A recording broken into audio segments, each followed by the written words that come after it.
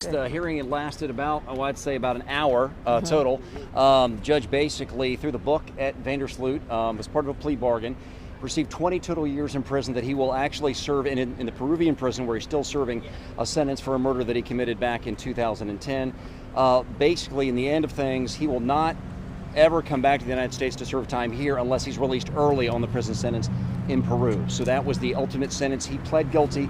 A lot of the details that you may have reported already, I'm not really sure, are what he revealed to the FBI through a polygraph examination about what happened to Natalee Holloway in May of 2005. Basically, he bludgeoned her to death because she refused his sexual advances and then destroyed her remains.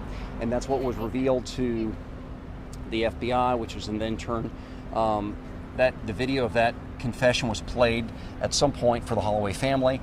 During the hearing today, obviously we had a statement that was read by Beth Holloway. She stood in front of the court. I've got several notes here. I don't know how much of this you've already gone over, but several different things that she said to him. Basically, and excuse me, I'm kind of getting on my bearings here. And I don't We've have seen on Twitter Patsy saying that she called him a killer. She called him a killer, basically. Natalee, your daughter, gone home. Basically accused her of killing her and then going home and getting off on porn right after he killed her daughter, basically. And then she turned and looked directly at Joran Vandersloot in the courtroom and said, "You look like hell, Joran. I don't know how you're going to make it," obviously in prison for the rest of his sentence. His prison sentence in Peru it runs until 2045, and so this sentence that he received today would expire in 2043, so he would not serve any of the sentence in the United States unless he was to be released early in Peru. So that's basically the outcome of the sentence itself. Now, he did make a statement himself to the, and I'm so sorry, I have so many notes here. We understand. Yes.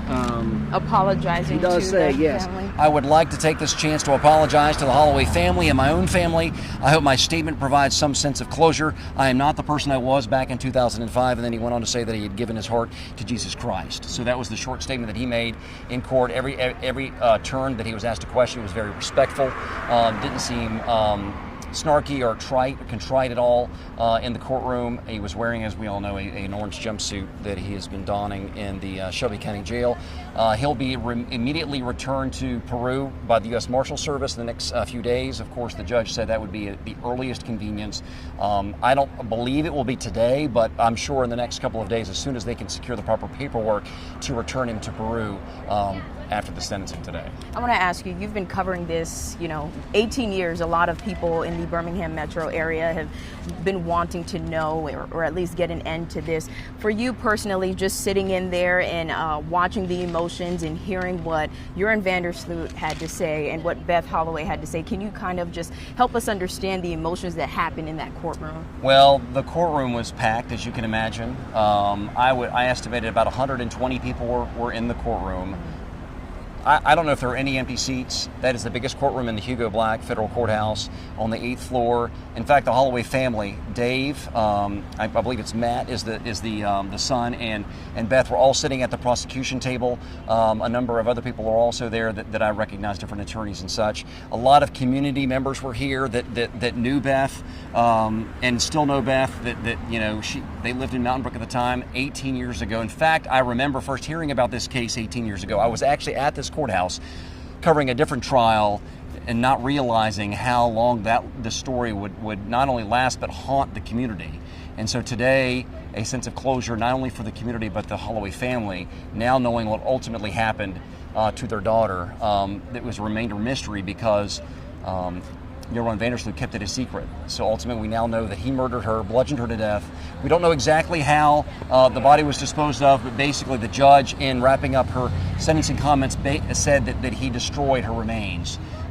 We should be able to maybe get some more information about that if there are any more details that are released in the court filings later today, hopefully. Okay. So hopefully then we will know if there's a possibility of recovering those. I know you're saying destroy. I believe no, I don't believe there's going to be any recovery of the remains, and there's not going to be any additional investigation.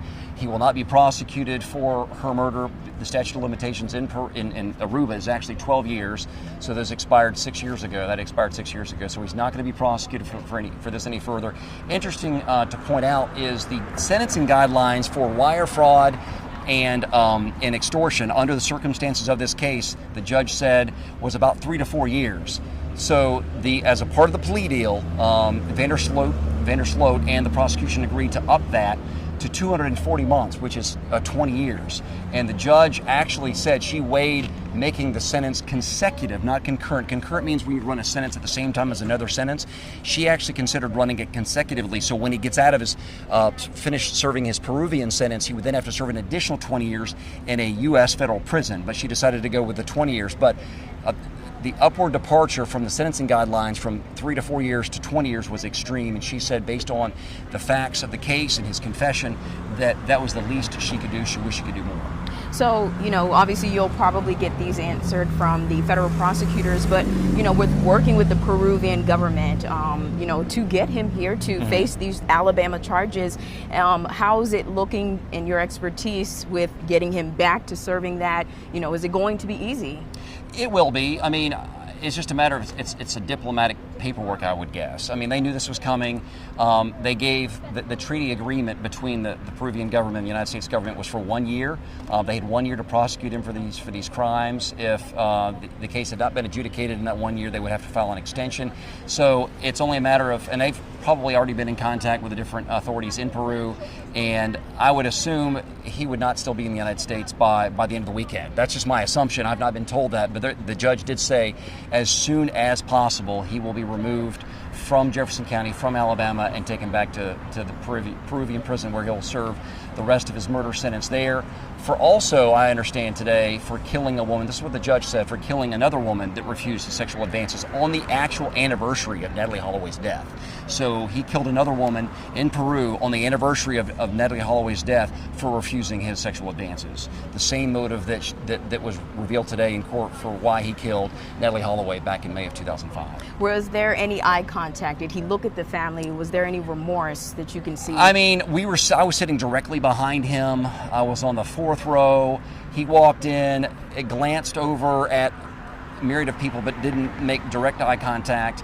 I could sort of see where Beth was sitting. She was sitting at the prosecution table, which if you're looking at the judge, which is to the left, like I said, at the very end of her statement, she paused and turned and looked directly at him and said, "You look like hell, Your Honor. I don't think you're going to make it in prison," basically. And then turned back and wrapped up her statement to the judge. So very powerful statement from her. And other than that, I mean, on his part, like I said, he was wearing an orange jumpsuit that he wears in the Shelby County Jail. He was in shackles, ankle shackles and handcuffs. He was very respectful, and yes ma'am, no ma'am, and beyond that, I really can't say anything more about his appearance and his demeanor in the courtroom. And I wanted to ask this. I mean, you saying obviously yes ma'am, no ma'am, but no translator was needed in No, he speaks very good English, and he made that very clear at his arraignment back in June. They offered him a translator because he's Dutch. They basically, and he turned that down. He goes, "No, my English is very good," and it was. A few biographical things. I mean, he was asked his, state his name, and he gave his date of birth, 1987. Finished high school. Actually has a daughter himself now. That was something that the judge, that was something that Beth Holloway highlighted. That one thing they do have in common is that they both have daughters, and obviously Beth was, her daughter's gone, and he took her life. He's admitted to that. He's confessed to that as part of this plea deal. But he has a daughter himself. She would not name the daughter. Obviously, out of respect for her, and just wanted him to think about what he would do in her situation, how he would feel about somebody that would murder somebody for refusing their sexual advances and bludgeoning them to death. And so